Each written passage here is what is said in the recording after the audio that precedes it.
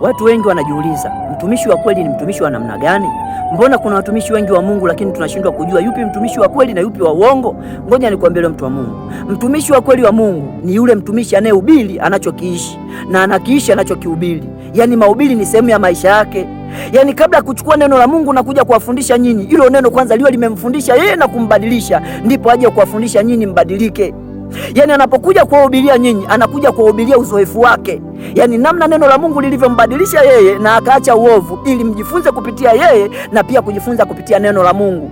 Kwa sababu Mkristo yote mpya ambaye ameokoka mpya, kabla ya kuliamini neno la Mungu, anamwamini kwanza mtumishi wake na kujifunza kupitia matendo yake. Sasa kama mtumishi ambaye anasema acheni dhambi, acheni uzinzi, acheni ulevi, acheni masengenyo, ikiwa ameshindwa kuyashinda, ukisoma katika kitabu cha Mathayo sura ya 15 mstari wa 14 anasema hivi, waacheni hao viongozi vipofu wa vipofu. Kiongozi kipofu akimwongoza kipofu, wote wawili atatumbukia shimoni. Biblia inaizinisha kabisa kwamba hakuna mtu atakayemwelekeza kwa Mungu, huyo Mungu asiyemjua. Kama huyo Mungu ameshindwa kukubadilisha wewe, ataweza kumbadilisha mwingine? Kwa ni lazima kama mtumishi kwanza uwe umebadilika wewe, ndipo wengine wabadilike. Kwa sababu watu wengi wanaokoka mapema hujifunza kupitia matendo ya watumishi wao kabla ya kuliamini neno la Mungu. Kwa akisha thibitisha matendo yako kwamba Mungu unayemtumikia amekubadilisha wewe, ndipo na wao sasa wanaanza kumwamini Mungu wako. Baadaye sasa wakisha kuwa kiimani, ndipo wataanza kumtegemea Mungu wenyewe. Lakini imani ikiwa ndogo, wanakutegemea mchungaji kupitia matendo yako na mwenendo wako na neno la Mungu lilivyokubadilisha. Sasa mtumishi wa kweli lazima unatenda vema. Kama ukiona mtumishi wako atendi vema, anausema acheni uzinzi lakini ni mzinzi, anasema acheni masengenyo lakini msengenyaji, anasema acheni matusi mtukanaji, ndugu yangu kimbia, kwa sababu utaenda nawe jehanamu ya moto. Kwa sababu hautaweza kuacha dhambi ikiwa mtumishi wako anatenda dhambi. Kwa sababu vita zetu sisi ni katika ulimwengu wa roho, vita zetu sisi ni katika mawazo. Shetani atakusemesha katika mawazo ya kwamba kama mtumishi wako ameshindwa kushinda uzinzi, wewe utaweza? Mtumishi wako ameshindwa kushinda masengenyo, utaweza? Watu wengi leo hii wanataka miujiza kuliko neno, ikiwa neno ndiye Mungu. Ramasandarabashekete. Ngoja nikwambie, sina maana kwamba miujiza haiwezekani. Miujiza inafanyika, lakini miujiza hayo isikinzane na neno la Mungu. Kwanza uliamini neno, neno likubadilishe, kisha ukisapata matokeo miujiza itakuja. Yaani muujiza wa kwanza ni neno la Mungu.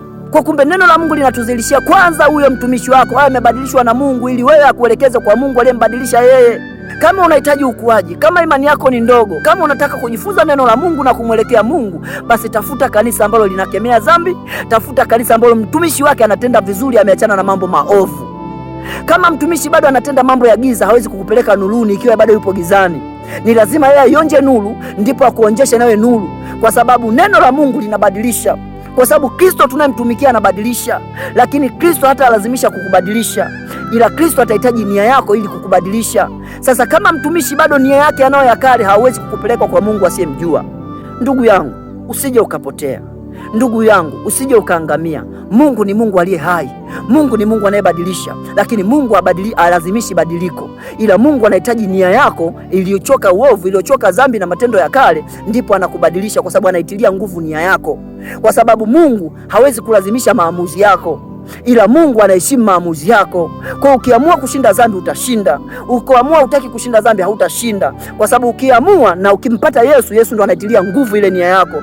Ndio maana hata Yusufu alipokwenda pale kule kwenye utumwani, aliwe mwanamke alipokuwa anamtaka, hakukemea, alifanya maamuzi, kwa sababu Mungu anaheshimu maamuzi.